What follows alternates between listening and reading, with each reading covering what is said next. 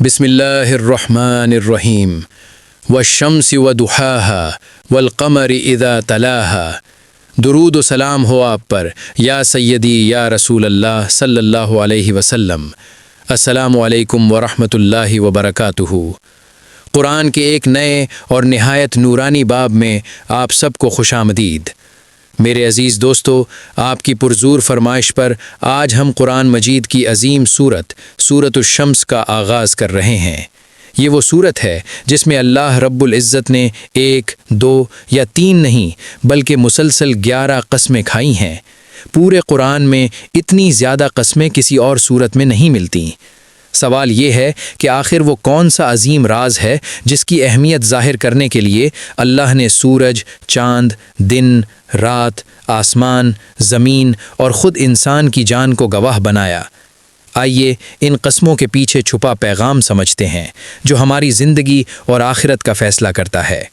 اللہ تعالیٰ فرماتا ہے، قسم ہے سورج کی اور اس کی روشنی کی، اور قسم ہے چاند کی جب وہ سورج کے پیچھے آئے، اور قسم ہے دن کی جب وہ روشنی کو نمایاں کرے، اور قسم ہے رات کی جب وہ ہر چیز کو ڈھانپ لے، اور قسم ہے آسمان کی اور اس ذات کی جس نے اسے بنایا، اور قسم ہے زمین کی اور اس ذات کی جس نے اسے بچھایا، اور قسم ہے انسان کی جان کی اور اس ذات کی جس نے اسے درست اور متوازن بنایا۔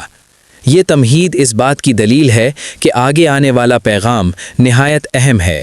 پھر اللہ تعالیٰ انسان کی فطرت بیان فرماتا ہے کہ اس کے دل میں نیکی اور برائی دونوں کا شعور رکھ دیا گیا ہے، یعنی اللہ نے انسان کے اندر ایک اندرونی ضمیر اور سینسر رکھ دیا ہے جو اسے خود بتاتا ہے کہ کیا صحیح ہے اور کیا غلط۔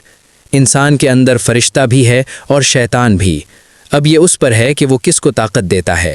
پھر اللہ فیصلہ سناتا ہے، بے شک وہ کامیاب ہو گیا جس نے اپنے نفس کو پاک کر لیا، اور وہ ناکام ہو گیا جس نے اپنے نفس کو گناہوں میں دبا دیا۔ اصل کامیابی دولت، طاقت یا شہرت میں نہیں بلکہ کردار کی پاکیزگی میں ہے۔ جس نے حسد، بغض، تکبر اور حرص کو اپنے دل سے نکال دیا وہی کامیاب ہے۔ دل ایک آئینے کی طرح ہے، اگر صاف رکھا جائے تو اس میں اللہ کا نور چمکتا ہے، اور اگر گناہوں سے آلودہ ہو جائے تو اندھیرے چھا جاتے ہیں۔ صوفیاء کرام اس سورت کی ایک باطنی تفسیر بھی بیان کرتے ہیں کہ سورج سے مراد نبی کریم صلی اللہ علیہ وسلم کا نورانی چہرہ ہے، اور چاند سے مراد وہ عظیم ہستیاں ہیں جو آپ صلی اللہ علیہ وسلم کی کامل پیروی کرتی ہیں، جیسے حضرت ابوبکر صدیق رضی اللہ عنہ اور حضرت علی رضی اللہ عنہ۔ چاند کی روشنی سورج سے ہوتی ہے، اسی طرح اولیاء اور صحابہ کا نور بھی نبی کریم صلی اللہ علیہ وسلم کے نور سے ہے۔ اس سورت کا ایک اہم سبق یہ ہے کہ انسان کے اندر نیکی اور برائی کی مسلسل جنگ چلتی رہتی ہے۔ جو طاقت آپ زیادہ دیں گے وہی غالب آئے گی۔ اگر انسان گناہوں کو خوراک دے گا تو ضمیر کمزور ہو جائے گا، اور اگر قرآن، ذکر اور نیکی کو اختیار کرے گا تو دل پاک ہوتا جائے گا۔ پھر اللہ تعالیٰ قوم سمود کی مثال دیتا ہے، جنہوں نے اپنے نفس کو پاک کرنے کے بجائے گناہوں میں دبا دیا۔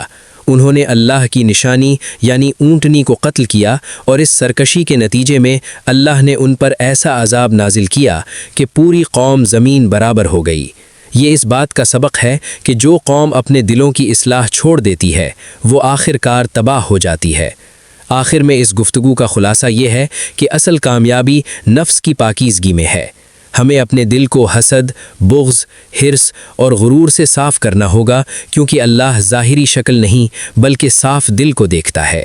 دعا: اے اللہ، ہمارے دلوں کو پاک فرما، ہمیں نفس کی اصلاح کی توفیق دے، ہمارے اندر تقوی کو غالب کر دے، اور ہمیں نبی کریم صلی اللہ علیہ وسلم کے نور کی پیروی کرنے والا بنا دے۔ آمین یا رب العالمین۔